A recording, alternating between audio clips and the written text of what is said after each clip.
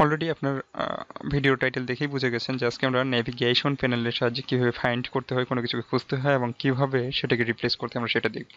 তো এই নেভিগেশন প্যানেলটাকে আমি এখান থেকে ক্রস করে দিচ্ছি এবং এটা আনার জন্য আমি ফাইন্ডে ক্লিক করছি।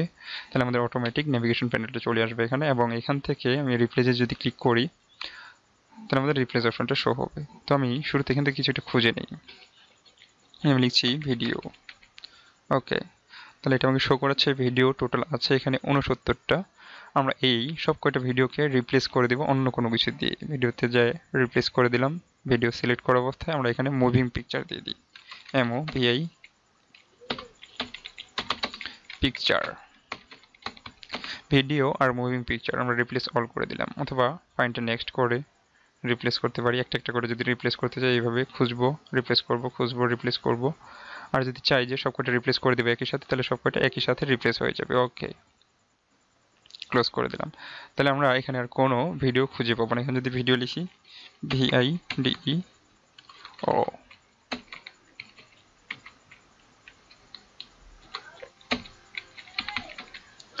তাহলে এখানে আর ভিডিওর কোনো রেজাল্ট শো করাচ্ছে না। তো আমরা এই মুভিং পিকচারটা বারবার পাচ্ছি, মূলত আমরা ভিডিওকে রিপ্লেস করে মুভিং পিকচার দিয়ে দিচ্ছি।